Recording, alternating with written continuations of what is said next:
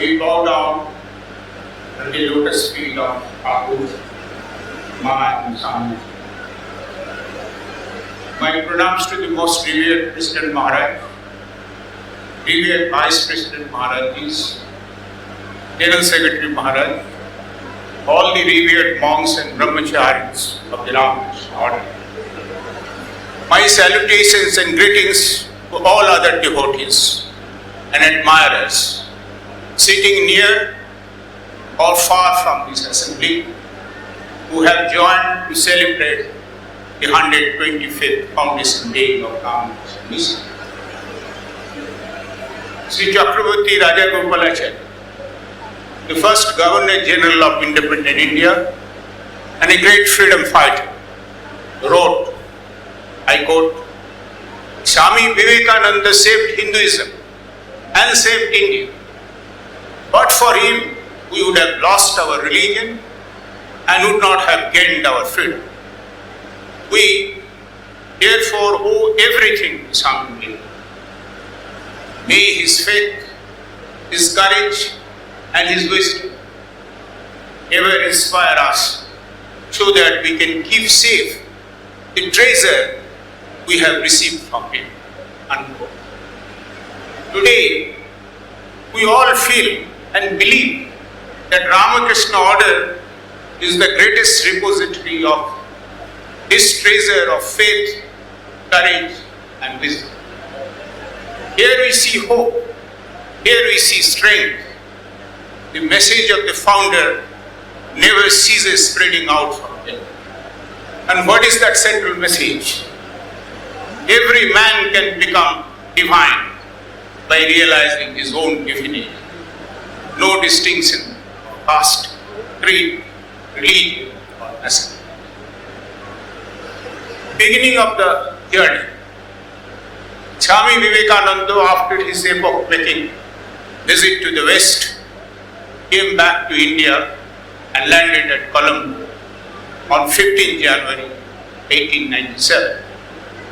His lectures from Colombo to Almora had a tremendous impact in igniting the minds of the youth of a vanquished, subjugated, and sleeping nation. It is amazing to note how an unknown monk became a national hero. Swamiji began his mission of awakening with a clarion call from Upanishad.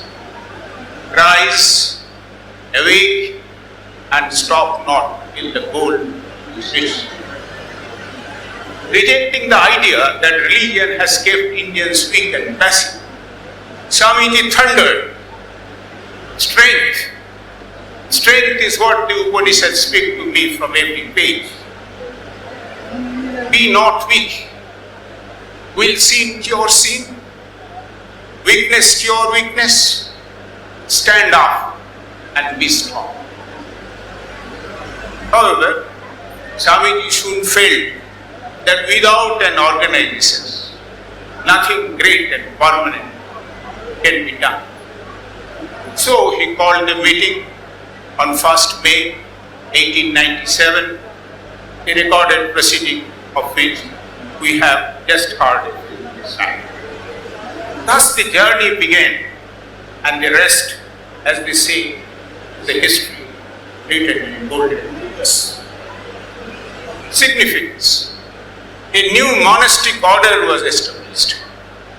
The ancient concept of moksha, attainment of salvation, has been combined in service to humanity. Atmana moksharth jagat hitaya.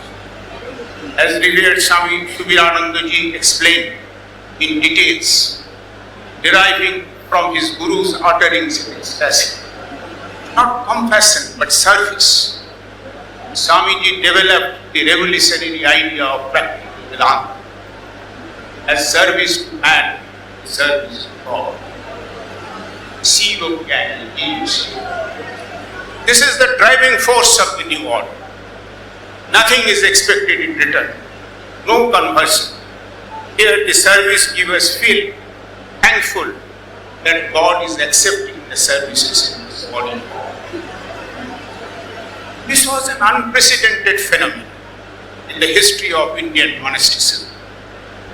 We are all familiar with the stories of the disciples of Swamiji, namely Swami Ballanand and Swami Nishchaya. Being called Bhangi sadhus in the initial years of running concrete health facility near Hurry, and how that was soon changed into respectful reverence. Incidentally, their untiring, selfless services and total dedication to fulfill the wishes of the Guru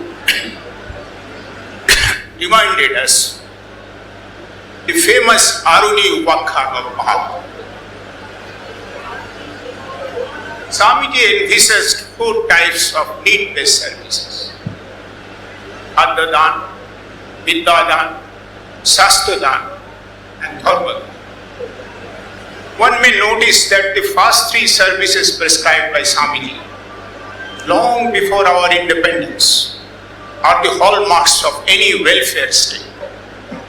When we talk to the young public servants, we bring their attention to this aspect of Swamiji, of Ramakrishna Swamiji's mission. They should feel blessed if they can get associated with these activities. Any work done in the spirit of service gives a tremendous job satisfaction. Striking features of the mission's work: efficient, all-inclusive, without any discriminations or political affiliations. No wonder it enjoys the trust of all the people. We have seen governments after governments feel confident to engage RKM with their relief in social. Many corporate houses feel relieved when they can engage with RKM for their citizens. These ideals of service are now catching up steadily throughout the country. Even the most orthodox monastic centers and devasthanas have started similar services in some way or other. In down south, we have personally seen organizations following the same practices, saying Manav Seva, Madhav Seva. Not only the services, the order itself is open to all. No bar on the ground of religion, race, nationality. We have already heard from Swami Shubhiranandaji and from the lectures of Reverend Swami Prabhanandaji how the DG UNESCO was taken aback that what Swamiji has conceived in 1897 while formulating the constitutions of the Ramakrishna mission has found the echo in the UNESCO Charter drawn in 1945. Back home, when for the first time the voluntary guidelines of the corporate social responsibilities was launched on 21st December 2009 at Vigyan Bhavan in Delhi by the then President of India, inspiring services of the RKM over 100 years was the principal motivating factor in our lives. We wanted the boardrooms of the large corporates to be sensitized to the felt needs of the vast majority of the poor and needs. Part of their profits would be spent for Bahujan Hitai, Bahujan.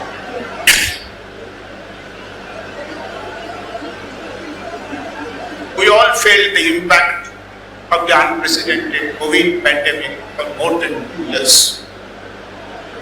During this period, Ramakrishna order with all branches have been rendering human service to common people.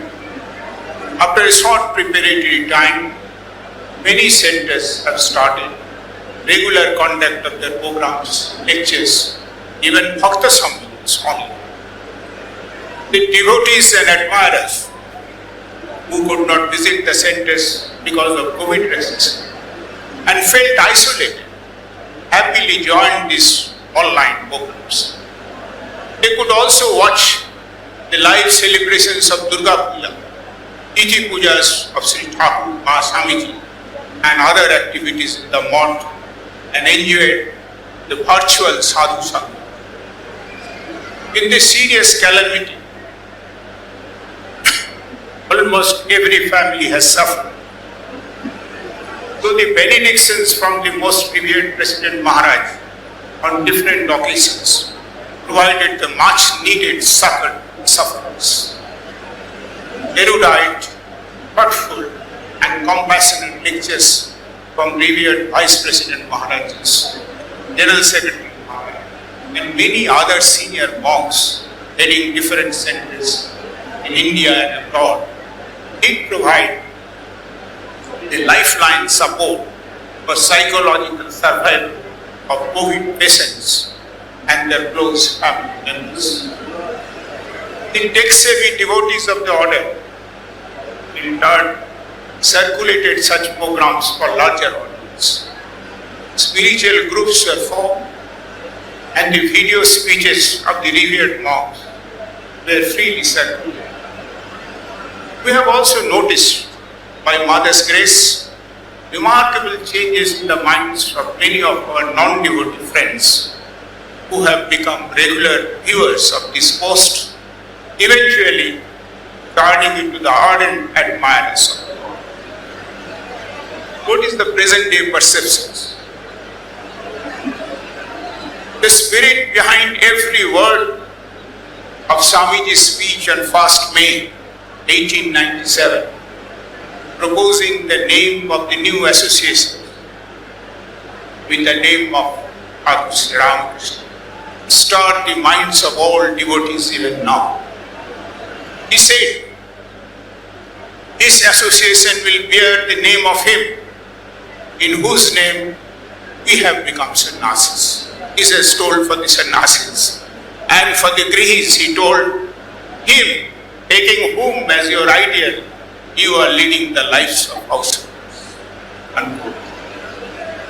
Today, the householder devotees look at Ramakrishna Modern Mission as the lighthouse, guiding, inspiring, and encouraging.